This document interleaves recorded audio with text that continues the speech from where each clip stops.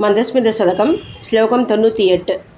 आलोके तव पञ्चशायकरिपोन् रुद्धामकौतूहल प्रेङ्गण्मारुतकट्टनप्रचलिता धानन्द दुक्ताम्बुतेः काचिद्वीचुरुदञ्जितप्रतिनवा संवित्प्ररोगत्मिका ता कामाक्षी कवीश्वरा स्मितमिति व्याकुर्वते सर्वथा शुक्तिशीलयते किमद्रितनये मन्दस्मिताते मुहुः माधुर्यागमसम्भरदाय बदवा शुक्देनु मन्दस्मितम् इत्थं कामविकागते मम मनग शन्देगमार्गप्रमिं श्रीकामाक्षी न भारमाद्यशरणी स्फूर्तौ निदत्ते पतं क्रीटालोलकृपाशरोरुकमुखी शौधाङ्गनेभ्य कवि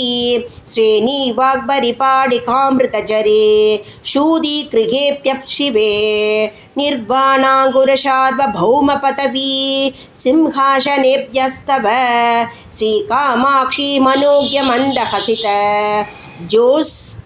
ज्योतिष्कनेभ्यो नमः आर्यामेव विभावयन्मनसि यः पादारविन्दं पुरः पश्यन्नारपदे स्तुतिं सयनयतं लद्वा कटाक्षक्षविं कामाक्षा मृदलस्मितां शुलकरी ज्योत्स्ना वयस्यान्विताम् आरोहत्यभवर्कशौधवलपे आनन्दवीचीमयम्।